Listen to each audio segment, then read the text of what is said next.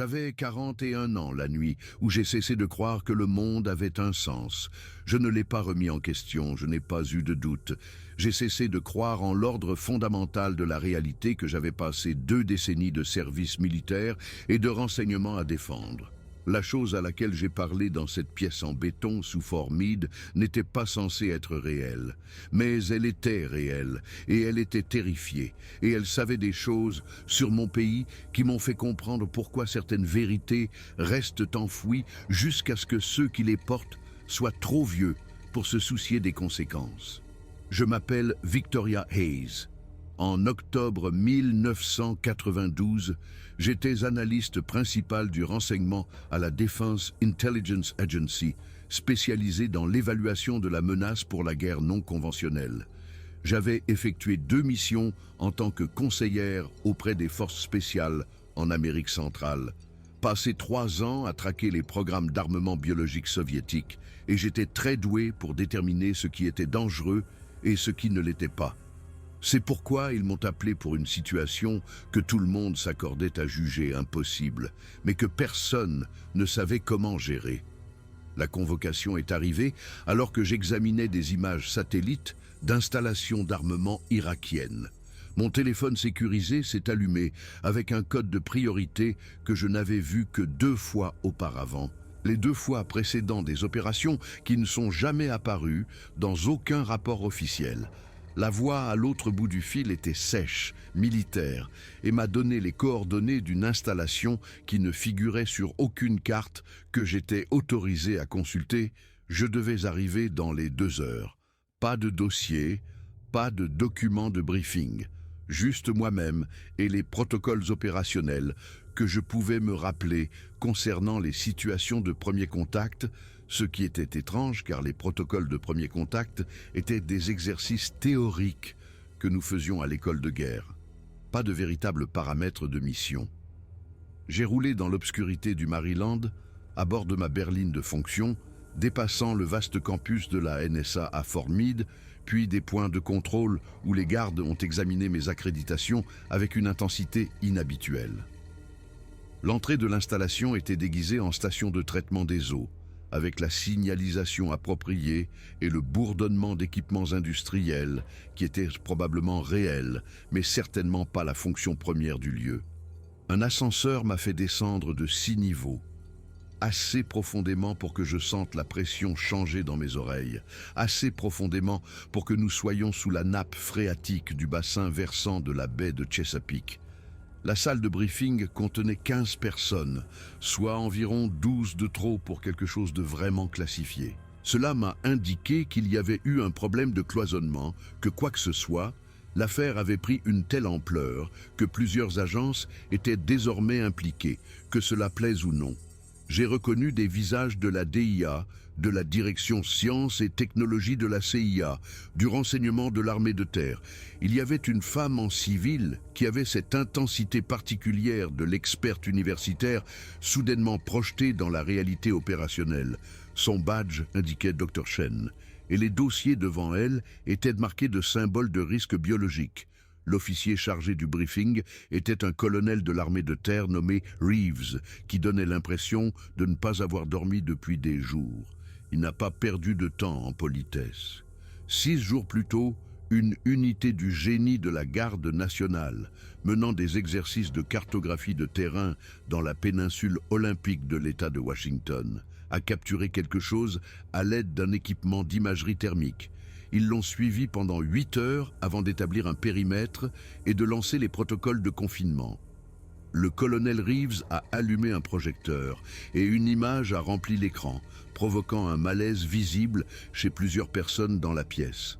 La photographie montrait une créature bipède d'environ 8 pieds de haut, soit près de 2,50 m, couverte de poils sombres qui ressemblaient plus à de la fourrure qu'à n'importe quelle variation humaine. La musculature était extraordinaire, dense et puissante, d'une manière qui suggérait une force bien au-delà des capacités humaines. Mais c'est le visage qui m'a coupé le souffle. Il n'était pas humain, mais il n'était pas animal non plus. L'ossature était massive, la mâchoire proéminente, mais les yeux qui fixaient l'objectif avaient cette qualité particulière de conscience de soi qui sépare les êtres pensants de tout le reste. La créature était à genoux, les mains levées, dans ce qui était sans équivoque un geste de reddition. « Nous l'avons dans un centre de détention ici », a poursuivi Reeves. « Elle est en garde à vue depuis 6 jours. Elle a montré des signes évidents d'intelligence. Elle répond aux ordres verbaux. Elle a manipulé des objets dans sa cellule d'une manière qui suggère une capacité à résoudre des problèmes. Hier, elle a tenté de communiquer vocalement. Les sons n'étaient pas entièrement articulés, mais l'analyse linguistique suggère qu'elle essayait de former des mots anglais. Il a fait une pause, regardant la salle. Nous devons déterminer ce qu'est cette chose, ce qu'elle sait et quel niveau de menace elle représente. Plus important encore, nous devons le faire rapidement. Des considérations politiques sont en jeu et exigent une résolution dans les 72 heures. Le docteur Chen a pris la parole, son accent suggérant la Chine continentale passée par des universités américaines. La biologie du spécimen est extraordinaire. Nous avons analysé des échantillons de poils, examiné sa structure dentaire par observation à distance et effectué des scanners thermiques. Il n'est pas humain, mais il est remarquablement proche de l'humain. La relation génétique semble similaire à notre relation avec les Néandertaliens ou les Dénisoviens, un développement évolutif parallèle à partir d'ancêtres hominidés communs. Ce n'est pas un ours, ce n'est pas un gorille, ce n'est rien dans nos classifications taxonomiques actuelles. Un homme en costume coûteux, qui ne s'était pas présenté, s'est penché en avant. Il avait l'air de quelqu'un d'une de ces agences à 3 lettres qui n'existent pas officiellement. A-t-il montré un comportement hostile? Aucun, a dit Reeves. En fait, il s'est montré remarquablement coopératif, étant donné les circonstances. Il accepte la nourriture, suit les instructions de base et quand l'un de nos gardes a accidentellement laissé un outil de maintenance dans sa cellule, il ne l'a pas utilisé comme une arme. Il s'en est servi pour dessiner des motifs géométriques sur le sol, des motifs qui suggèrent une compréhension mathématique. « C'est là que vous intervenez, Madame Hayes », a dit l'homme en costume. « Vous avez de l'expérience avec les acteurs non étatiques, avec des groupes qui opèrent en dehors des cadres conventionnels. Vous êtes formé pour extraire des informations d'individus qui ont toutes les raisons de ne pas coopérer.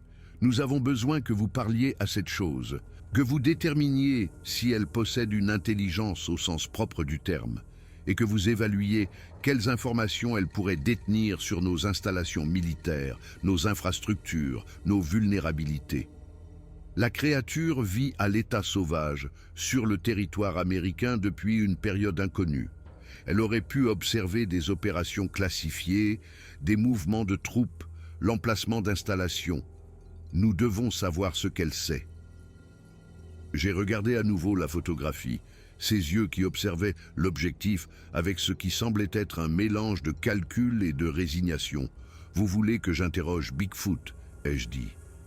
Ce n'était pas une question, mais le dire à voix haute rendait l'absurdité de la situation explicite. « Nous voulons que vous meniez un entretien d'évaluation de la menace avec une entité intelligente non identifiée », a corrigé Reeves. Qu'il s'agisse de ce que le folklore appelle Bigfoot ou de toute autre chose est sans importance. Ce qui compte, c'est de déterminer ses capacités et ses intentions avant de prendre des décisions sur son sort. Quelle décision? Ai-je demandé. L'homme en costume a échangé un regard avec Reeves. Il y a des factions au sein du DoD et de la communauté du renseignement qui veulent une analyse biologique complète, dissection totale, séquençage génétique, examen neurologique. D'autres pensent que le spécimen a plus de valeur vivant, surtout s'il peut être entraîné ou contrôlé. Vous avez 72 heures pour fournir des preuves qui justifient une approche plutôt que l'autre. Je me suis levé. Je dois le voir maintenant. Ils m'ont conduite à travers des couloirs qui avaient la fonctionnalité stérile des constructions militaires des années 1970, tout en béton, éclairage fluorescent et le subtil bourdonnement des systèmes de filtration de l'air. La zone de détention était essentiellement une prison moderne adaptée pour quelque chose qui n'était pas tout à fait humain.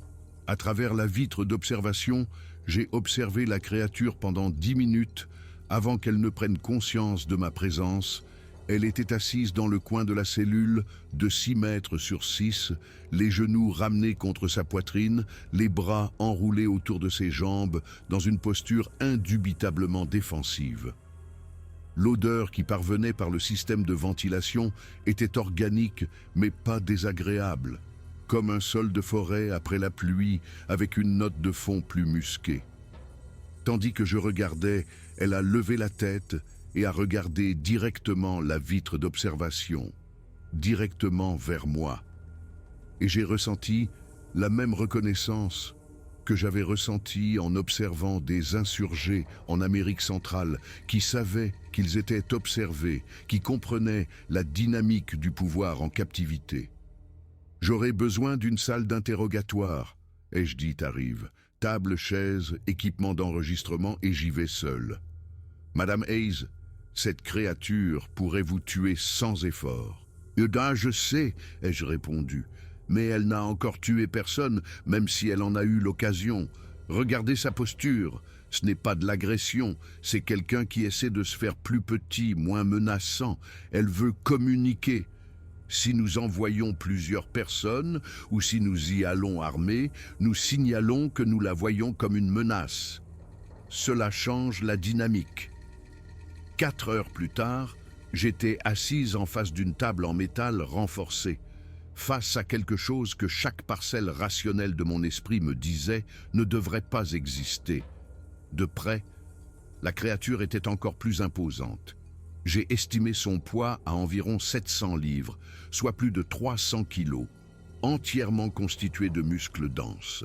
Ses mains posées sur la table étaient énormes, avec des callosités épaisses et de vieilles cicatrices qui suggéraient une vie de labeur physique. Mais c'était bien des mains, avec des pouces opposables et une motricité fine visible dans la façon dont elle positionnait ses doigts.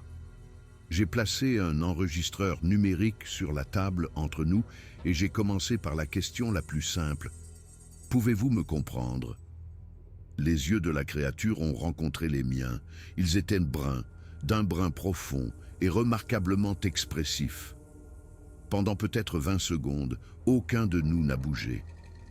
J'avais appris lors des interrogatoires que le silence était un outil, que la plupart des gens se sentaient obligés de le combler. Mais cet être semblait parfaitement à l'aise avec le calme, semblait m'évaluer aussi attentivement que je l'évaluais. Puis, il a ouvert la bouche. Le son qui en est sorti a commencé au plus profond de sa poitrine, une vocalisation grondante qui a fait vibrer légèrement la table. La première tentative n'était qu'un bruit, mais il a réessayé et j'ai entendu quelque chose qui aurait pu être un discours « comprendre ». Le mot était déformé, prononcé à travers une structure vocale qui n'était pas conçue pour le langage humain, mais il était sans équivoque. Mon rythme cardiaque s'est accéléré, mais j'ai gardé une expression neutre. « Bien. Avez-vous un nom? Quelque chose que je peux utiliser pour m'adresser à vous ?» L'énorme poitrine de la créature s'est gonflée de ce qui aurait pu être une profonde inspiration. Ses doigts se sont fléchis contre la table, et j'ai vu la surface métallique se bosseler légèrement sous la pression.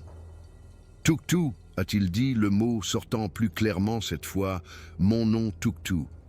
J'ai écrit le nom sur mon bloc-notes, nous donnant à tous les deux un moment pour nous adapter à ce qui venait de se passer. Tuktu. Je m'appelle Victoria. Je travaille pour le gouvernement des États-Unis. Savez-vous ce que cela signifie? La tête de Tuktu s'est inclinée. Un geste presque humain. Gouvernement. Gens qui font règle. Gens avec pouvoir.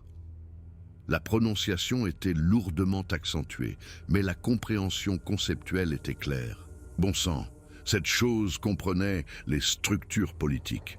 Oui, ai-je dit, c'est exactement ça. Je dois vous poser quelques questions, Tuktu, sur qui vous êtes, d'où vous venez, ce que vous savez. Pourquoi moi répondre? L'intelligence contenue dans ces 4 mots était stupéfiante. Tuktu n'était pas seulement capable de parler. Il comprenait la négociation, comprenait que l'information avait de la valeur et que la fournir exigeait une forme de réciprocité. Parce qu'en ce moment, les gens pour qui je travaille ne savent pas ce que vous êtes, ai-je dit, choisissant l'honnêteté plutôt que la manipulation. Certains d'entre eux ont peur de vous. D'autres veulent vous étudier en vous ouvrant. Si je peux leur montrer que vous êtes intelligent, que vous avez une langue, une culture et des connaissances, peut-être que je pourrai les convaincre que vous valez plus vivant que mort. Les yeux de Tuktu se sont légèrement plissés. Peut-être, pas certain. Je détecte cette incertitude. Je sais ce que humains font quand ils ont peur. Moi, regarder longtemps, 120 hivers. Regarder humains craindre ce qu'ils pas comprendre. Regarder humains tuer ce qu'ils craignent. 120 hivers. 120 ans. Si Tuktu disait la vérité, il était né vers 1872, avait vécu les guerres indiennes, les 2 guerres mondiales, toute la guerre froide. Il observait l'humanité depuis plus d'1 siècle tout en restant caché. Comment est-ce possible? Ai-je demandé, brisant momentanément mon propre protocole d'interrogatoire. Comment êtes-vous resté caché si longtemps? Nous sommes peu nombreux, dit doucement Tuktu. Nous nous cachons dans lieux profonds. Nous bougeons la nuit. Nous sommes prudents, mais prudence pas assez maintenant. Machines humaines voient chaleur, voient mouvement. Routes humaines vont partout. Villes humaines s'étendent dans derniers lieux sauvages. Bientôt, plus nulle part où se cacher. C'est pour ça que vous vous êtes rendu, ai-je dit. Vous avez décidé qu'il valait mieux vous révéler que d'attendre que nous vous trouvions de toute façon. Moi, décider parier, a corrigé Tuktu. Décider peut-être si humains savent, nous sommes réels, savent, nous sommes un peuple. Peut-être humains nous laissent vivre. Ou peut-être humains nous tuent tous. Mais se cacher était mort lente. Ça, c'est mort rapide, ou peut-être vie. Au moins, c'est choix que moi je fais, pas choix fait pour moi par monde qui rétrécit. L'enregistreur continuait de tout capter, préservant cette conversation impossible pour des analystes qui passeraient des années à disséquer chaque mot. Je devais faire parler Tuktu, établir non seulement sa capacité linguistique, mais aussi la profondeur de ses connaissances, sa complexité culturelle, tout ce qui pourrait prouver qu'il s'agissait d'une personne plutôt que d'un animal exceptionnellement intelligent. Parlez-moi de votre peuple, ai-je dit. Combien êtes-vous? Où vivent-ils? L'expression de Tuktu a changé pour quelque chose qui ressemblait à du chagrin. Autrefois, plusieurs centaines. Quand moi, né, ma grand-mère dire peut-être 1000 de nous sur tout territoire, maintenant, la voix de Tuktu a baissé. Maintenant, peut-être 50, peut-être 60. Difficile de savoir exact. Nous sommes très dispersés maintenant. Des années passent sans voir autre de notre espèce. 50 individus. Une espèce entière réduite à peut-être 50 individus dispersés dans les étendues sauvages d'Amérique du Nord. L'ampleur de cette perte s'est abattue sur moi. Que s'est-il passé? Où sont-ils tous allés? Maladies humaines, fusils humains, machines humaines qui coupent forêts, a expliqué Tuktu. Nous sommes assez proches de biologie humaine pour que vos maladies nous tuent. Variole, grippe, tuberculose. Beaucoup de notre peuple est mort dans les temps de grandes maladies, puis chasseurs humains. Parfois ils nous tuent en pensant que nous sommes des ours.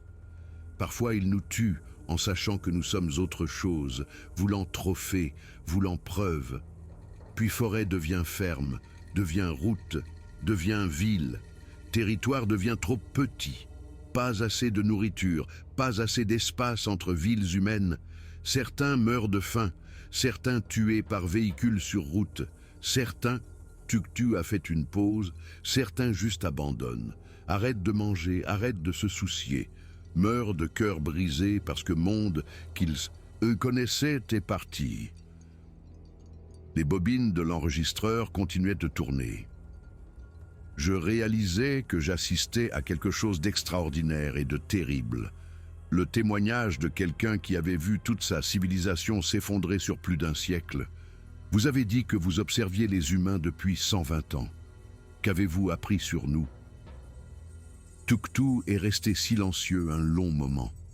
Je pouvais voir la créature peser le pour et le contre entre une réponse honnête ou diplomatique. Finalement, il a parlé. Humains sont prédateurs le plus victorieux jamais existé sur Terre. Pas parce que vous fort, parce que vous n'arrêtez jamais. Vous voulez terre, vous prenez terre. Vous voulez ressources, vous prenez ressources. Vous voulez quelque chose éteint, vous le rendez éteint. Vous êtes animal, le plus dangereux, parce que vous voulez toujours plus, et vous trouvez toujours moyen de justifier de le prendre. Les mots flottaient entre nous comme une accusation. Je ne pouvais pas contester cette évaluation.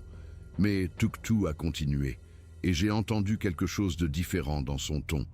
Mais humains, aussi seule espèce que je vois, qui peut choisir d'être différente. Seule espèce qui regarde destruction et parfois dit « c'est mal, nous devons arrêter ». Vous sauvez baleines de l'extinction. Vous protégez forêts. Vous faites loi contre tuer animaux en danger. Vous capable de grande cruauté et de grande compassion. Question est toujours laquelle gagne. Avant que je puisse répondre, la porte s'est ouverte. Le colonel Reeves est entré, le visage sombre. Madame Hayes, nous avons une situation. J'ai besoin de vous à l'extérieur immédiatement. J'ai jeté un coup d'œil à Tuktu, dont les narines se sont dilatées alors qu'il humait l'air 5 minutes, ai-je dit à Reeves. C'est trop important pour être interrompu. Maintenant, analyste, ce n'est pas une demande. Dans la salle d'observation, le chaos avait remplacé le professionnalisme tendu de tout à l'heure. Le docteur Chen se disputait avec 2 nouveaux arrivants, tous 2 en costume qui criaient « cadre supérieur ». Leurs accréditations indiquaient « département de la défense ». Avec des habilitations au-dessus de mon niveau, nous avons la confirmation par satellite d'une colonie dans la forêt nationale olympique, a dit l'un d'eux sans préambule. Environ 20 signatures thermiques, plusieurs structures, un schéma organisé suggérant une habitation permanente. Le secrétaire veut que cette chose soit transportée immédiatement dans un centre de recherche sécurisé pour un interrogatoire poussé sur l'emplacement exact et les capacités défensives de la colonie. « Vous ne pouvez pas faire ça », a protesté le docteur Chen. « Nous venons d'établir la communication. » Ce spécimen coopère volontairement. Le forcer à subir un interrogatoire poussé détruira toute chance de contact pacifique. Le spécimen est désormais désigné comme un atout stratégique du renseignement. A répondu l'autre homme en costume. Tous les consultants civils sont retirés du projet. Il s'agit maintenant d'une opération militaire sous l'autorité directe du DOD. J'ai regardé à travers la vitre d'observation Tuktu, qui était assise immobile à la table, sa tête massive, inclinée, comme s'il écoutait des sons au-delà de l'ouïe humaine. Cette créature vient de me dire qu'il reste peut-être 50 membres de son espèce. Vous voulez lui extorquer des informations par la torture et ensuite traquer et détruire les derniers vestiges d'une espèce intelligente? Nous voulons sécuriser les menaces potentielles avant qu'elles ne deviennent des menaces réelles, a déclaré le premier homme en costume. Une espèce intelligente inconnue, vivant sur le sol américain, avec des capacités inconnues et des intentions inconnues, est inacceptable d'un point de vue de la sécurité. Vous avez jusqu'à l'aube de demain pour extraire tout renseignement tactique que vous pourrez. Après cela, nous déplaçons l'atout vers un site noir où des spécialistes poursuivront l'interrogatoire. L'aube. J'ai regardé ma montre. Cela me donnait peut-être 8 heures. 8 heures pour obtenir suffisamment d'informations pour convaincre les éléments les plus paranoïaques de l'appareil de sécurité nationale qu'une espèce qu'ils venaient de découvrir valait la peine d'être protégée plutôt qu'éliminée. Je me suis retourné vers Reeves. Qu'est-ce qui rend cela si urgent tout à coup? Qu'est-ce que vous ne me dites pas?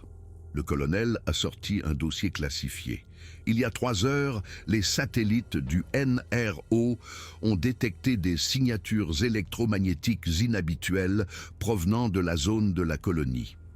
Nous ne savons pas ce qui les génère, Mais les schémas de fréquence suggèrent une forme de technologie de communication. Cette colonie n'est pas juste un camp primitif. Elle pourrait avoir des capacités technologiques que nous ne comprenons pas. Le DoD veut savoir à quoi nous avons affaire avant d'établir le moindre contact. Un froid s'est répandu dans ma poitrine. Ils pensent que le peuple de Tuktu a de la technologie. Ils pensent qu'il pourrait être une menace. Et la réponse par défaut aux menaces inconnues dans la communauté de la sécurité nationale était toujours la même. Neutraliser d'abord, étudier plus tard. Je devais retourner dans cette pièce immédiatement. Tuktu a levé les yeux dès que je suis entré, ses yeux bruns scrutant mon visage. Quelque chose a changé. Vous sentez différent. Plus hormones de stress, plus produits chimiques de peur. Qu'est-ce que les humains ont décidé? Ils ont trouvé votre peuple, ai-je dit sans détour. Des satellites ont repéré une colonie dans les montagnes olympiques. Environ 20 individus. Le gouvernement veut tout savoir sur eux avant de prendre contact. Veut savoir si vous êtes une menace. Les mains de Tuktu se sont serrées en poing. La table a gémi sous la pression, le métal se déformant légèrement. Pendant un instant, j'ai vu le potentiel de violence que cette créature choisissait constamment de retenir. Puis, délibérément, Tuktu a relâché sa prise et a pris une lente inspiration contrôlée. Combien de temps avant que les soldats viennent? Je ne sais pas. Peut-être des jours, peut-être des heures. Mais Tuktu, il y a une chance. Si vous m'aidez à comprendre votre peuple, si vous pouvez montrer que vous n'êtes pas dangereux, que vous avez des connaissances qui pourraient bénéficier à l'humanité, je pourrais peut-être les convaincre de choisir un contact pacifique plutôt qu'une action hostile. Et si je vous dis tout, vous promettez que les humains ne feront pas de mal à mon peuple? La voix de Tuktu était neutre. Vous promettez que les soldats ne tireront pas d'abord pour réfléchir après? Vous promettez que les humains tiendront leur parole?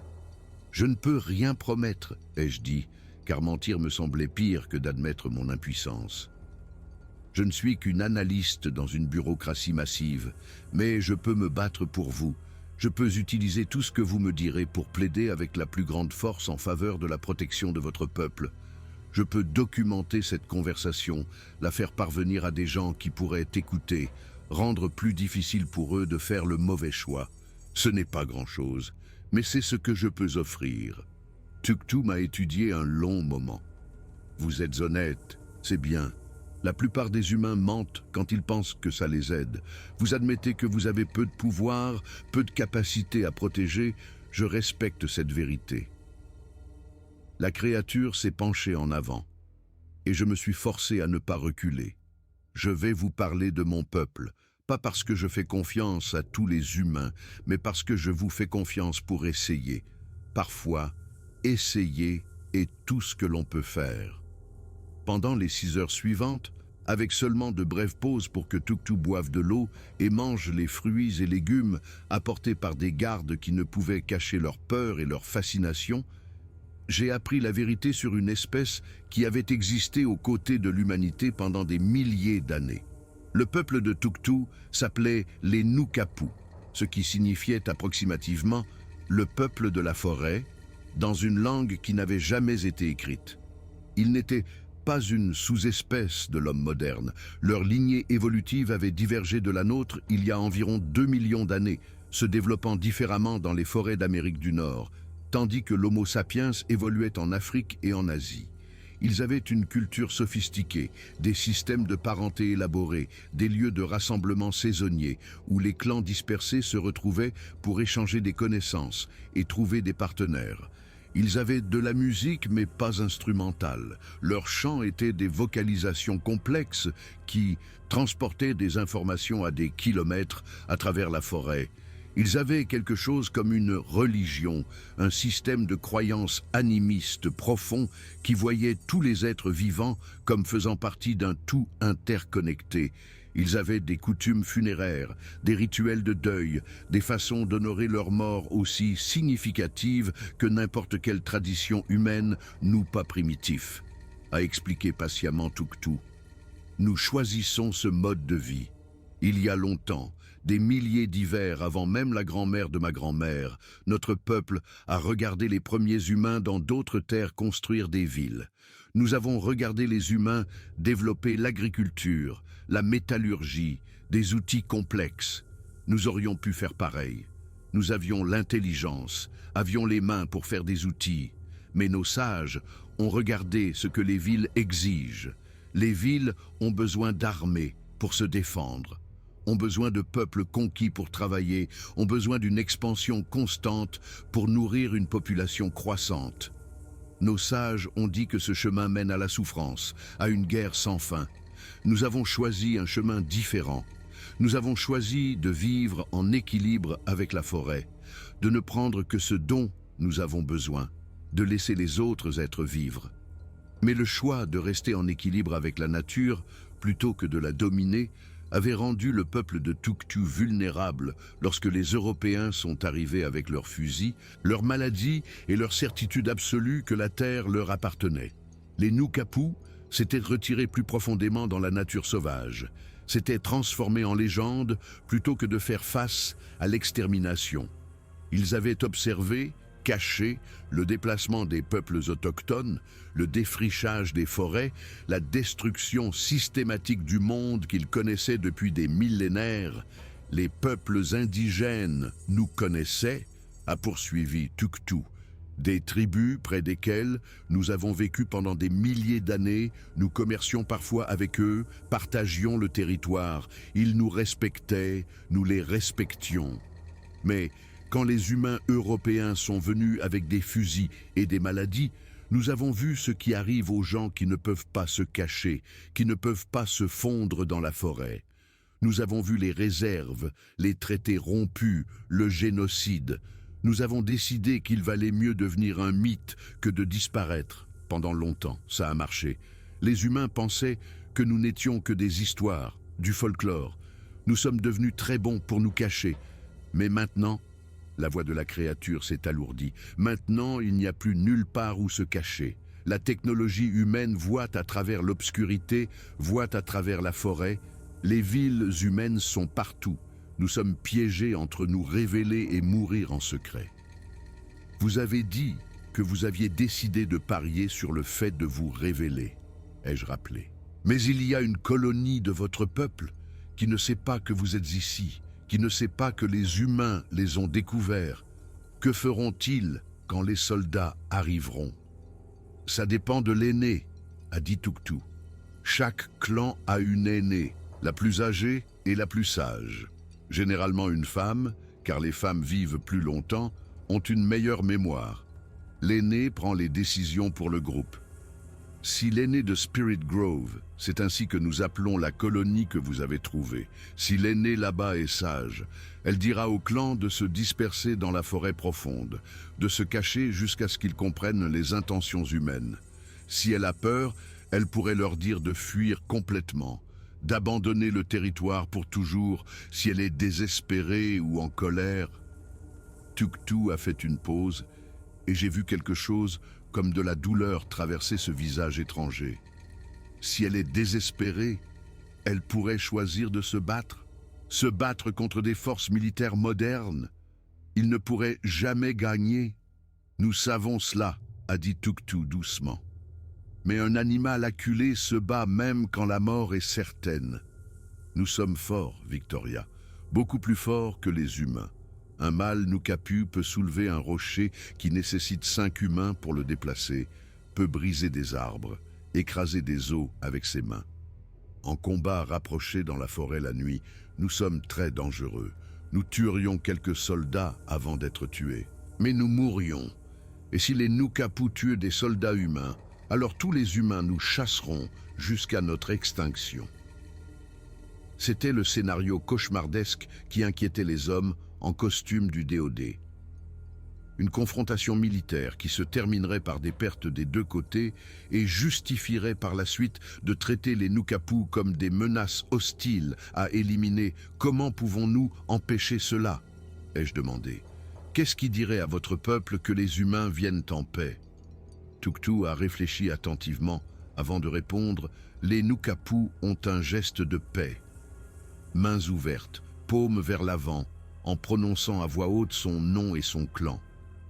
Nous montrons que nous n'avons pas d'armes, nous nous rendons vulnérables, nous nous identifions. Cela dit aux autres Nukapu que nous venons en amis, mais la voix de la créature a baissé. Votre peuple ne croira pas que des soldats humains font un geste de paix. Trop d'histoires de mensonges humains. Trop de fois où les humains sont venus avec des paroles de paix et des armes dans le dos. Alors, quelle est l'alternative? Silence. Puis Tuktu m'a regardé directement avec une intensité presque physique.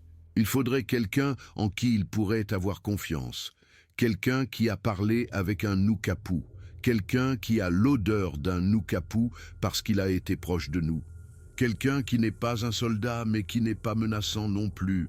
Il faudrait vous, Victoria. Avant que je puisse assimiler cela, la porte s'est ouverte en grand. Reeves se tenait là, une radio à la main, le visage exsangue. Nous avons une situation qui se développe. Une équipe de reconnaissance que nous avons envoyée pour observer la colonie rapporte que les sujets ont détecté leur présence. Ils sont encerclés. Les sujets montrent des mouvements tactiques coordonnés. Le chef d'équipe demande la permission d'engager le combat. Mon sang se glaça. Quand avez-vous envoyé une équipe de reconnaissance? Il y a 3 heures, nous avions besoin d'une confirmation sur le terrain pour vérifier les données satellites. À quelle distance se sont-ils approchés? Assez près. Les sujets de la colonie les ont détectés et les ont maintenant encerclés. Nous nous dirigeons vers une situation de contact potentiellement hostile dans les prochaines minutes si nous n'autorisons pas une action défensive. J'ai arraché la radio des mains de Reeves. Ici, Victoria Hayes. Passez-moi la communication directe avec le chef d'équipe, tout de suite. Ce n'est pas le protocole, Madame Hayes. Au diable le protocole. Connectez-moi ou je signalerai à tous les comités de surveillance que la DIA a autorisé une action militaire contre une espèce potentiellement intelligente sans autorisation appropriée. La menace était vide, mais efficace. Reeves a établi la connexion, des grésillements puis une voix jeune et effrayée.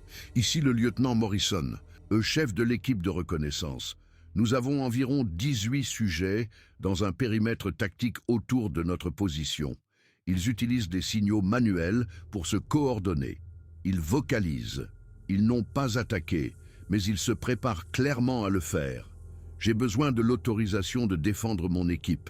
Lieutenant Morrison, ai-je aboyé. Ici l'analyste de la DIA Victoria Hayes. Ces sujets sont intelligents. Ils ont un langage. Ils pensent que vous êtes là pour les tuer. Ne tirez qu'en cas d'absolue nécessité. Vous me comprenez? Madame, avec tout mon respect, j'ai 6 personnes qui comptent sur moi pour les garder en vie. Ces choses pourraient submerger notre position en quelques secondes.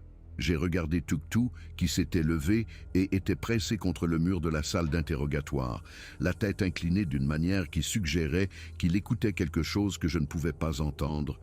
« Vous les entendez ?» ai-je demandé. Tuktu a hoché la tête. « L'aînée est là. Elle annonce les positions, organise la défense. Elle a peur. Elle pense que les soldats viennent pour tuer le clan, pour prendre le territoire. Elle se prépare à donner l'ordre d'attaquer. J'ai pris une décision qui allait soit sauver des vies, soit mettre fin à ma carrière et peut-être à ma vie. Lieutenant Morrison, maintenez votre position. Baissez vos armes, montrez vos paumes ouvertes. J'arrive sur votre position avec quelqu'un qui peut négocier. En combien de temps pouvez-vous être là? Nous sommes en terrain accidenté, à des heures de toute route. Je serai là dans moins d'1 heure. J'ai regardé le colonel Reeves. Vous allez me donner un hélicoptère et vous allez me laisser emmener Tuktu. Et vous allez prier pour que ça marche. Parce que si les tirs commencent, vous aurez des soldats morts et un xénocide sur la conscience. Le vol en hélicoptère vers la péninsule olympique a été les 45 minutes les plus longues de ma vie. Tuktu était assis, recroquevillé dans la soute du transport militaire, trop grand pour l'espace, ses mains massives agrippant les ceintures de sécurité. La créature n'avait jamais été dans un avion auparavant, et la peur était évidente dans son langage corporel, malgré ses tentatives de rester calme. Le docteur Chen s'était imposé sur le vol, assise avec un ordinateur portable, essayant désespérément de tout documenter au cas où tout tournerait mal. Je portais un gilet tactique chargé d'équipements de communication et de vision nocturne que j'espérais ne pas avoir à utiliser. Le pilote de l'hélicoptère n'arrêtait pas de jeter des coups d'œil en arrière vers Tuktu, se demandant probablement s'il hallucinait. Le mitrailleur de porte n'avait pas dit un mot depuis notre décollage. Assis avec son arme prête et les yeux rivés sur notre passager, agent Hayes, la voix du pilote a crépité dans mon casque. On approche. L'équipe au sol signale que les sujets se sont rapprochés de leur position. Ils s'agitent. La tête de Tuktu s'est vivement relevée. Ils sentent la peur sur les soldats. Les jeunes mâles contestent l'autorité de l'aîné, disent qu'ils devraient attaquer avant que les humains ne les attaquent. Nous devons arriver bientôt où il y aura du sang. Les montagnes olympiques s'élevaient autour de nous, des forêts anciennes s'étendant dans toutes les directions. En bas, je pouvais voir la faible lueur des bâtons lumineux marquant la position de l'équipe de reconnaissance et à la lisière de la forêt, des formes en mouvement que mon esprit rationnel avait encore du mal à accepter comme réelles 2 minutes avant la zone d'atterrissage, a annoncé le pilote. On se pose à 50 mètres de l'équipe au sol. Dès que l'hélicoptère a touché le sol, Tuktu a sauté avec une grâce surprenante pour une créature aussi massive. J'ai suivi, trébuchant sur le terrain accidenté. Le lieutenant Morrison et son équipe étaient en cercle défensif, les armes baissées mais prêtes. Au-delà d'eux, à peine visibles dans l'obscurité, se trouvaient environ 18 silhouettes. De grandes silhouettes qui se déplaçaient avec une fluidité prédatrice. « Lieutenant !» ai-je crié. « Dites à vos hommes de baisser complètement leurs armes, de les poser au sol si possible. Nous montrons que nous ne sommes pas une menace. » « Madame, ce n'est pas... C'est un ordre, lieutenant. Faites-le maintenant ou expliquez à vos supérieurs pourquoi vous avez précipité une violence de premier contact avec une espèce intelligente. » Morrison a fait un choix difficile et a suivi les ordres. Son équipe a posé ses armes au sol lentement, prudemment. Le mouvement dans les arbres s'est arrêté. Puis Tuktu a fait quelque chose que je n'avais pas prévu. La créature a levé ses mains massives, paumes vers l'avant, et a commencé à vocaliser. Ce n'était pas des mots, pas dans une langue humaine. C'était cet appel complexe et modulé que j'avais entendu dans la salle d'interrogatoire, mais plus long, plus élaboré. Un chant qui a traversé la clairière et s'est enfoncé dans la forêt. Pendant peut-être 30 secondes, il n'y a eu que la voix de Tuktu remplissant la nuit montagnarde. Puis, de la forêt, une réponse. Une voix différente, plus aiguë mais tout aussi puissante. L'échange s'est poursuivi, cette conversation extraterrestre se déroulant pendant que l'équipe de Morrison et moi restions figés, observant quelque chose qui allait réécrire tous les manuels sur l'exceptionnalisme humain et notre place dans le monde. Finalement, Tuktu s'est tournée vers moi. L'aînée accepte de parler. Elle s'avancera avec 2 autres. Vous et moi nous approcherons. Les autres doivent rester ici. Si un soldat bouge vers la forêt, si une arme est levée, le clan attaquera. Ils ont très peur, Victoria, très proche de la violence. Nous devons être très prudents. J'ai hoché la tête et j'ai suivi Tuktu vers la lisière des arbres. Mes jambes semblaient instables, la peur et l'adrénaline me donnant le vertige. La forêt semblait nous avaler. L'obscurité se refermant autour de nous comme de l'eau. Je pouvais sentir des présences tout autour de nous, le clan qui observait, évaluait, prêt à exploser de violence si nous faisions un faux pas. Nous sommes entrés dans une petite clairière où la lumière de la lune filtrait à travers une trouée dans la canopée. 3 silhouettes attendaient à là. 2 étaient des mâles massifs, mesurant facilement 2,50 m, positionnés de manière protectrice de chaque côté d'une silhouette plus petite, l'aînée. Elle mesurait peut-être 2,10 m. Sa fourrure était striée de gris, sa posture montrait la légère courbure du grand âge. Mais ses yeux, ils étaient anciens au-delà de toute mesure, contenant ce qui semblait être des siècles de sagesse et de douleur accumulées. Tuktu s'est approché et a exécuté un geste élaboré, une révérence combinée à des mouvements de mains complexes, tout en émettant un bourdonnement grave. L'aîné a répondu de la même manière, puis a tourné ses yeux anciens vers moi. Quand elle a parlé, son anglais était bien plus clair que celui de Tuktu, chaque mot soigneusement prononcé, avec seulement un léger accent. Vous êtes l'humaine qui parle avec Tuktu, qui offre des promesses de sécurité que vous ne pouvez pas tenir. J'ai vécu 157 hivers. J'ai regardé votre peuple consumer notre monde comme le feu consume la forêt. J'ai vu mon peuple passer de milliers à des dizaines, et maintenant vous venez avec des machines et des armes, et vous nous demandez de vous faire confiance. Aîné, ai-je commencé, ma voix tremblant malgré tous mes efforts. Je ne peux pas parler au nom de tous les humains. Je ne peux parler qu'en mon nom.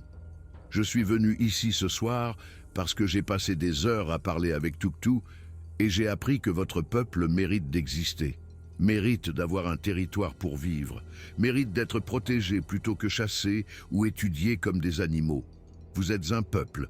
Vous pensez, vous ressentez, vous avez une culture et une histoire. Vous ne devriez plus avoir à vous cacher. Ne devrions pas, a dit l'aîné, et il y avait un humour amer dans sa voix. Beaucoup de choses qui sont, ne devraient pas être. Qu'est-ce qui vous fait penser que vos paroles changeront quoi que ce soit? Quel pouvoir une seule humaine a-t-elle contre l'élan de toute votre civilisation? Je ne sais pas si j'ai le moindre pouvoir, ai-je admis, mais je vais essayer. Je vais documenter tout ce que Tuktu m'a dit, tout ce que je vois ici ce soir. Je vais le porter au plus haut niveau du gouvernement que je peux atteindre et plaider avec la plus grande force possible pour que votre peuple mérite d'être protégé, que vous avez une valeur au-delà de ce que l'on peut apprendre par la dissection, que l'humanité vous doit la chance de survivre. L'aîné m'a étudié en silence. Autour de nous, je sentais le clan se tendre, attendant sa décision. Derrière moi, dans la clairière, l'équipe de Morrison se demandait probablement s'ils reverraient un jour leur foyer. Tout reposait sur ce moment, sur la capacité de cet être ancien, qui avait toutes les raisons de se méfier de l'humanité, à trouver une raison d'espérer que nous pourrions être meilleurs que ce que notre histoire suggérait. Puis, l'aîné a dit quelque chose qui a tout changé. Tuktu dit que vous avez pleuré pour sa fille, pour une enfant que vous n'avez jamais rencontrée, d'une espèce dont vous ignoriez l'existence il y a quelques jours. Les larmes ne peuvent être commandées. Le chagrin pour la perte d'un autre ne peut être feint. C'est pourquoi j'ai accepté de parler avec vous. Vous avez montré du cœur quand vous pensiez que personne d'important ne regardait. Cela m'en dit plus que tous les mots que vous prononcez maintenant. Elle s'est avancée et malgré moi, j'ai fait un pas en arrière. Elle était plus petite que les mâles qui la flanquaient, mais elle dégageait une autorité qui rendait la taille sans importance. Je vais vous proposer un marché, Victoria Hayes. Je vais vous confier la vérité sur mon peuple, nos effectifs, nos territoires, notre histoire. Des informations qui pourraient être utilisées pour nous détruire complètement. Vous porterez cette vérité à vos dirigeants et les convaincrez que nous valons la peine d'être protégés. Et si vous ne pouvez pas les convaincre, alors nous disparaîtrons. Nous nous disperserons dans les forêts les plus profondes, dans des endroits que vos satellites ne peuvent pas voir, dans un territoire si reculé que même la mort pourrait ne pas nous y trouver. Nous retournerons à la mythologie. Et peut-être que dans un autre siècle, quand votre peuple aura appris la sagesse, nous essaierons à nouveau. Celle qui avait vu 157 hivers a soutenu mon regard. Ou peut-être sommes-nous la dernière génération. Peut-être que lorsque nous mourrons, 10 000 ans de connaissances accumulées mourront avec nous. Des chants qui expliquent les saisons, des histoires qui enseignent comment vivre en équilibre, une compréhension des forêts que vos scientifiques mettront des siècles à réapprendre. Tout aura disparu. C'est le pari que nous faisons ce soir. J'ai entendu du mouvement derrière moi. En me retournant, j'ai vu que 2 des soldats de Morrison s'étaient avancés vers nous, probablement inquiets pour ma sécurité. Le clan a réagi instantanément. Les deux mâles massifs flanquant l'aîné se sont déplacés pour les intercepter avec une vitesse terrifiante.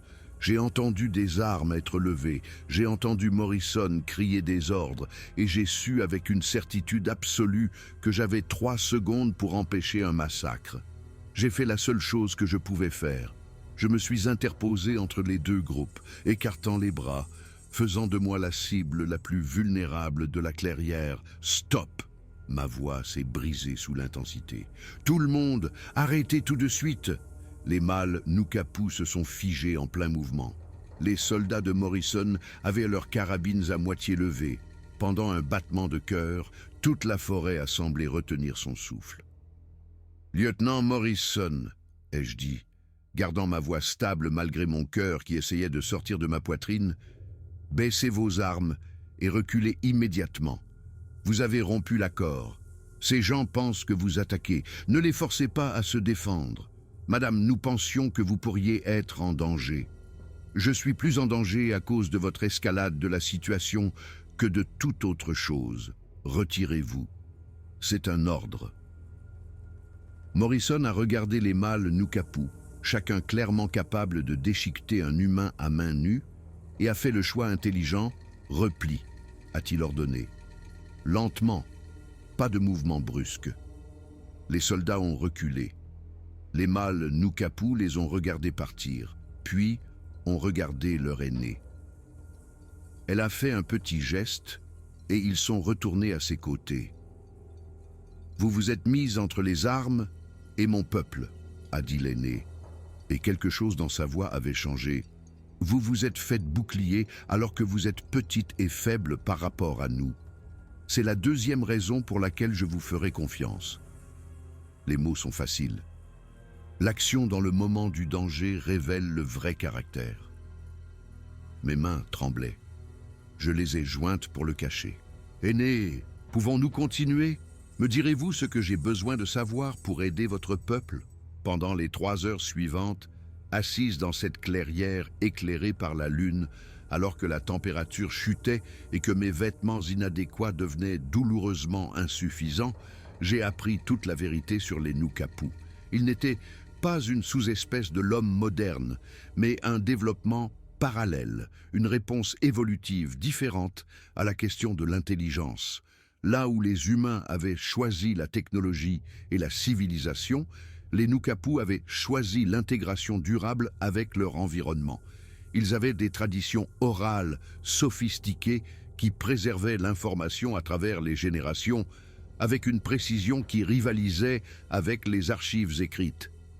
Ils comprenaient l'écologie, le comportement animal, la phytothérapie et les schémas météorologiques avec une profondeur issue de milliers d'années d'observation directe. Nous ne sommes pas primitifs, a expliqué l'aîné. Nous avons choisi cette voie délibérément. Nos ancêtres ont observé les premières civilisations humaines dans d'autres contrées, ont vu que les villes exigent une conquête constante pour se maintenir, ont vu que l'agriculture demande de plus en plus de terres, ont vu l'écriture, les mathématiques et les armes métalliques utilisées pour construire des empires qui finissaient par s'effondrer.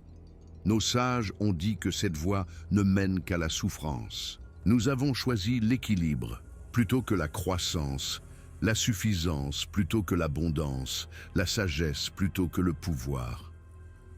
Mais ce choix les avait rendus vulnérables lorsque les Européens sont arrivés avec leurs maladies infectieuses et une expansion irrépressible. Les Nukapu s'étaient retirés, avaient choisi de devenir une légende plutôt que de faire face à une extermination potentielle. Ils avaient maintenu un contact minimal avec les peuples indigènes qui les connaissaient et respectaient leurs désirs de secret. Mais l'expansion européenne avait été implacable. Et maintenant, il n'y avait tout simplement plus nulle part où se cacher. L'aîné m'a parlé de la structure sociale des Nukapu, de leur gouvernance matriarcale, de leur système de parenté sophistiqué qui empêchait la consanguinité dans les petites populations. Elle a expliqué leur lieu de rassemblement saisonnier où les clans dispersés se retrouvaient pour échanger des connaissances et du matériel génétique. Elle a décrit leurs coutumes funéraires, leurs rituels de deuil, leurs chants qui portaient non seulement un sens, mais aussi des informations intégrées sur les territoires et les ressources. Elle m'a dit la vérité la plus difficile en dernier. Dans toute l'Amérique du Nord, de l'Alaska au nord de la Californie, de la côte du Pacifique aux montagnes rocheuses, il restait peut-être 68 Nukapu. Certains clans étaient sans contact depuis des années et pourraient déjà être éteints. Le clan de Spirit Grove comptait 17 membres. La diversité génétique était dangereusement faible.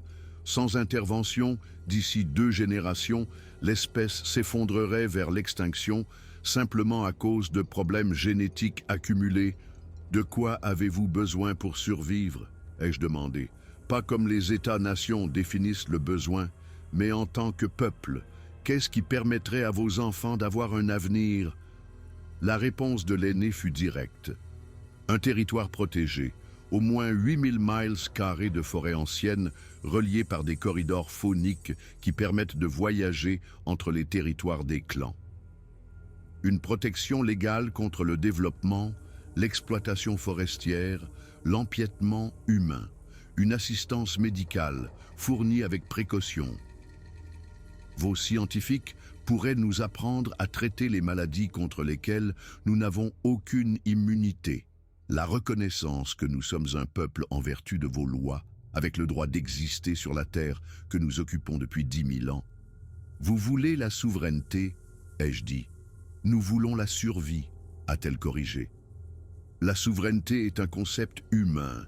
Nous voulons que nos enfants grandissent en connaissant la forêt, apprennent les champs, deviennent des aînés qui transmettent le savoir à la génération suivante. Des choses simples, des choses que chaque parent veut, quelle que soit l'espèce. J'ai regardé ma montre. 4h18 du matin. J'avais peut-être 2 heures avant que l'échéance du DOD n'expire et qu'ils n'initient les plans d'urgence qu'ils avaient développés. 2 heures pour transmettre cette information à quelqu'un qui pourrait réellement faire quelque chose. Aîné, j'ai besoin que vous reveniez avec moi à l'installation, vous et Tuktu. Si les décideurs peuvent vous rencontrer directement, entendre votre histoire de votre bouche, ils seront plus enclins à autoriser la protection plutôt que l'élimination. Vous voulez que j'entre dans une cage, a dit l'aîné d'un ton neutre. Je veux que vous entriez dans une négociation, ai-je répondu, avec moi à vos côtés, avec la documentation de tout ce que vous m'avez dit, avec tout le poids des preuves morales et scientifiques les forçant à vous voir comme un peuple plutôt que comme une menace.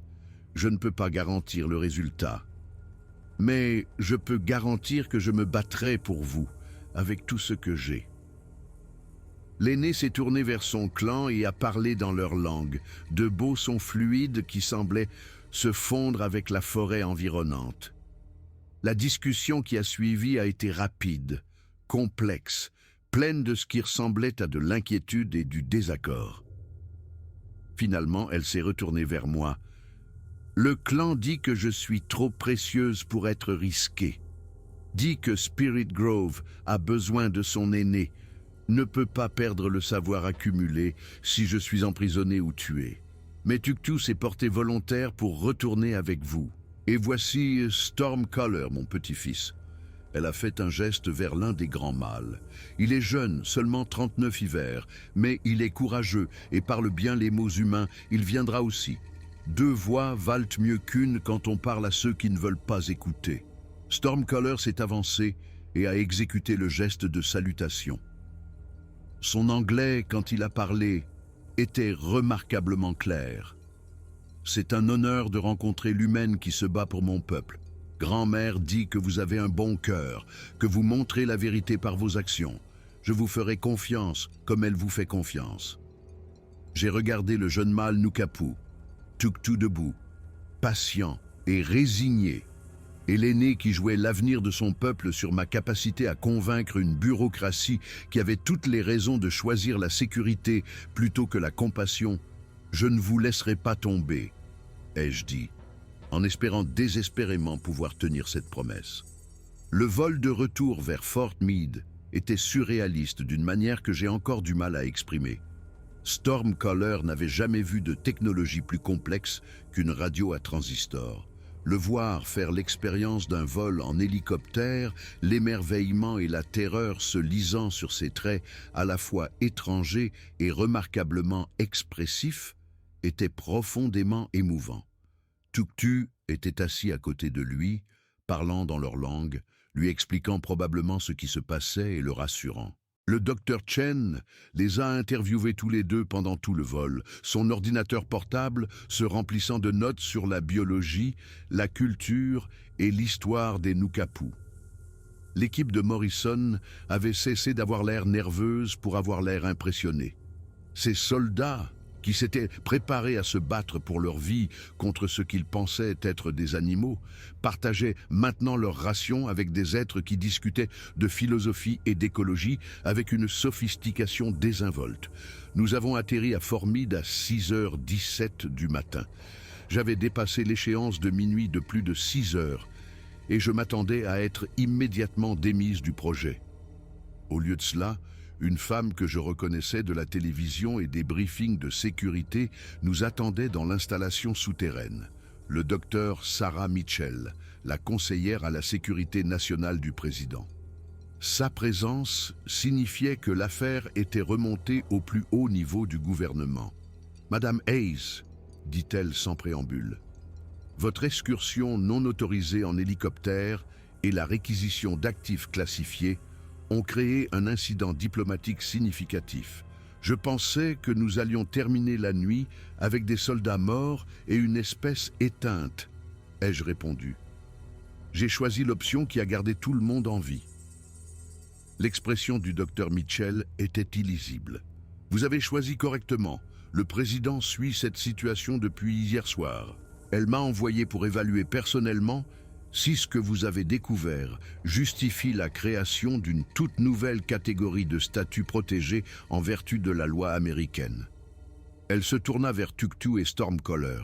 « Messieurs, je comprends que vous avez eu une semaine très difficile. Seriez-vous disposés à parler avec moi ?» Pendant les 2 heures suivantes, le docteur Mitchell a mené ce qui était essentiellement une négociation diplomatique avec les représentants d'une espèce que le gouvernement américain avait officiellement découverte moins d'1 semaine plus tôt. Tuktu et Stormcaller ont expliqué l'histoire de leur peuple, leur crise actuelle, leur espoir que l'humanité pourrait choisir la coexistence plutôt que l'élimination. Ils ont répondu à des questions sur la répartition de la population, les besoins territoriaux et leurs relations avec les peuples indigènes. Ils ont décrit leur connaissance de l'écologie forestière, de la phytothérapie et du comportement animal. Puis Stormcaller a dit quelque chose qui a transformé toute la conversation. « Dr. Mitchell, les humains sont fiers de leur science, de leur découverte, de leur apprentissage. Nous vous observons depuis des générations. Nous comprenons ces forêts d'une manière que vos scientifiques ne peuvent pas apprendre à partir d'images satellites ou de brèves études de terrain. Nous savons quelles plantes guérissent des maladies que vos antibiotiques ne peuvent pas traiter. Nous comprenons les schémas de migration des animaux, l'écologie du feu, la chimie des sols, grâce à des milliers d'années d'observation directe. Nous pouvons vous apprendre à vivre avec les forêts, au lieu de simplement les utiliser. Vous pouvez nous ouvrir pour voir comment nos corps fonctionnent, ou vous pouvez travailler avec nous pour comprendre comment les forêts fonctionnent. Une voix vous donne des spécimens morts. L'autre vous donne un savoir vivant qui pourrait aider les humains à survivre aux changements qui arrivent dans votre monde. Le docteur Mitchell était très calme. Quel changement ? Le réchauffement climatique, a dit Stormcaller, utilisant un terme qui en 1992 n'était pas encore largement accepté. Les schémas météorologiques qui changent, les forêts qui se transforment, les animaux qui se déplacent vers de nouveaux territoires parce que les anciens territoires ne les supportent plus. Nous le voyons. Nous le voyons commencer depuis 30 hivers maintenant. Les scientifiques humains commencent à le voir aussi, mais ils ne comprennent pas encore l'ampleur. Nous pouvons vous apprendre à vous adapter, à vivre avec un monde qui change au lieu de le combattre. Comment faire partie de la forêt au lieu d'en être le consommateur. La pièce était silencieuse. Puis, le docteur Mitchell s'est tourné vers les représentants du DoD qui observaient. « Messieurs, je conseillerais au président de créer un nouveau cadre juridique pour cette situation. Ces individus seront désignés comme personnes indigènes, avec une protection complète des droits de l'homme. Leurs territoires seront classés comme habitat essentiel en vertu d'un ordre de conservation d'urgence. Toute ingérence non autorisée avec eux ou leurs terres sera poursuivie comme un crime contre l'humanité. » Elle regarda de nouveau Tuktu et Stormcaller. « C'est le début d'une très longue négociation. Mais comprenez que le gouvernement des États-Unis vient de décider de reconnaître votre peuple comme un peuple en vertu de la loi Bienvenue, au début d'une relation diplomatique très étrange. » C'était il y a 33 ans. Le monde connaît maintenant les Nukapu. L'histoire a été soigneusement divulguée en 1995, après une préparation diplomatique approfondie. Il y a eu de la panique au début, du déni, des théories du complot. Puis, progressivement, l'acceptation. La réserve de Spirit Grove a été créée en 1996, 8000 miles carrés de territoire protégé dans les montagnes olympiques. Des réserves similaires ont suivi en Colombie-Britannique, dans le nord de la Californie, en Alaska où des clans isolés avaient été localisés. La population s'est stabilisée à environ 190 individus. C'est encore dangereusement bas, mais c'est durable, avec une gestion prudente. Des scientifiques Nukapu, oui.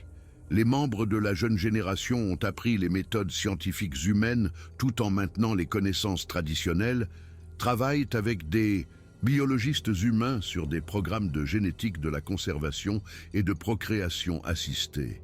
Tuktu est mort en 2018 à l'âge de 146 ans. J'étais là quand il est parti, dans un établissement médical conçu pour accueillir son espèce. Il était entouré de membres de son clan et d'amis humains qui avaient travaillé avec lui pendant des décennies. Ses derniers mots pour moi furent « Vous avez continué d'essayer, Victoria. Vous avez choisi de voir un peuple quand d'autres ont choisi de voir des menaces. Ce choix nous a sauvés.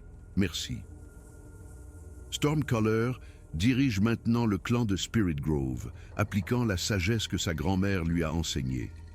L'aînée elle-même a vécu jusqu'en 2009, assez longtemps pour voir son peuple reculer du bord de l'extinction.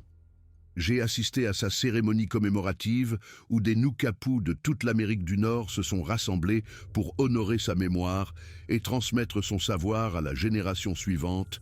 J'ai 74 ans aujourd'hui. J'ai pris ma retraite de la DIA en 2015, mais je n'ai jamais cessé de travailler avec les Nukapu.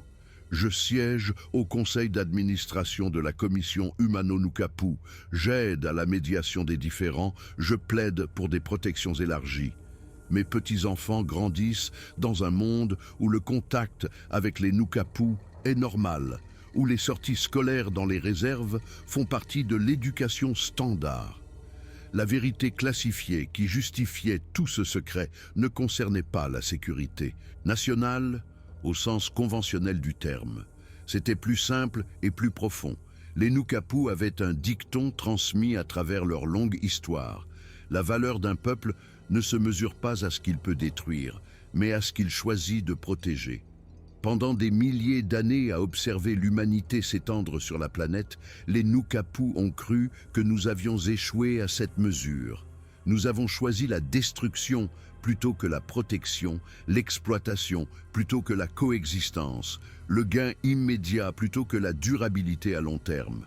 Ils nous ont vus conduire d'innombrables espèces à l'extinction, mener des guerres pour des ressources, empoisonner notre propre environnement à la poursuite du profit. Mais Tuktu a parié que l'humanité pouvait changer, que nous pouvions regarder quelque chose de fondamentalement différent de nous-mêmes et choisir la protection plutôt que la destruction. Le plus terrifiant, c'est que nous avons failli ne pas faire ce choix. Nous sommes passés à quelques heures de disséquer Touktou, à quelques minutes d'une confrontation militaire qui se serait terminée par des Nukapu massacrés et des soldats traumatisés, prouvant toutes les sombres hypothèses sur la nature humaine. Ce qui nous a sauvés, ce n'est pas une moralité supérieure. Ce sont des choix individuels, faits par des gens qui auraient pu choisir différemment. Le docteur Chen se battant pour l'intégrité scientifique. Le colonel Reeves faisant confiance à mon jugement. Le lieutenant Morrison baissant ses armes. Le docteur Mitchell voyant un peuple au lieu de menaces. Moi, pleurant pour l'enfant perdu de quelqu'un et le pensant sincèrement. La révélation était la suivante. Le plus grand danger de l'humanité n'est pas que nous soyons intrinsèquement mauvais, mais que nous soyons capables à la fois d'une compassion et d'une cruauté extraordinaire, et la différence entre les deux n'est rien de plus qu'un choix. Un choix individuel répété par des millions de personnes, créant soit la destruction, soit la coexistence. Nous faisons encore ces choix. La population Nukapu est stable, mais fragile. Le changement climatique menace leur habitat. Il y a encore des factions politiques qui les voient comme un passif plutôt que comme des voisins. Mais il y a aussi des gens, de plus en plus chaque année, qui choisissent de les protéger, qui apprennent d'eux, qui comprennent que leur survie et la nôtre sont liées. J'ai 74 ans et je pense à cette nuit d'octobre 1992 chaque jour, non pas à cause de ce qu'elle a révélé sur les Nukapu, mais à cause de ce que notre réponse a révélé sur le potentiel humain. On nous a donné le choix entre la peur et l'espoir, entre la violence et la compassion, entre l'ignorance confortable et la vérité difficile. Et de justesse, par la plus mince des marges, nous avons fait le bon choix. La question qui me tient éveillé la nuit est de savoir si nous pouvons continuer à faire le bon choix, si cette nuit était une exception ou un tournant, si l'humanité peut évoluer au-delà de ses pires instincts. Je n'ai pas la réponse, mais je sais que de jeunes enfants, Nukapu et humains, grandissent en se connaissant, en apprenant les uns des autres, en se voyant comme faisant partie du même monde. Et je sais que le pari de Touktou, aussi terrifiant qu'il ait été, valait la peine d'être tenté. Parce que l'alternative, un monde où nous les aurions tous tués sans jamais savoir ce que nous avions perdu, cela aurait été la véritable tragédie, pas ce que nous avons failli devenir, mais ce que nous avons choisi de ne pas être. C'est la vérité que je devais partager avant de mourir, non pas que l'humanité soit condamnée ou sauvée, mais que nous sommes toujours à un choix près de l'un ou l'autre de ces destins. Et parfois, quand nous sommes très chanceux et très courageux, nous choisissons sagement. Les Nukapu sont toujours là, nous enseignant toujours, espérant toujours que nous continuerons à choisir la protection plutôt que la destruction, moi aussi.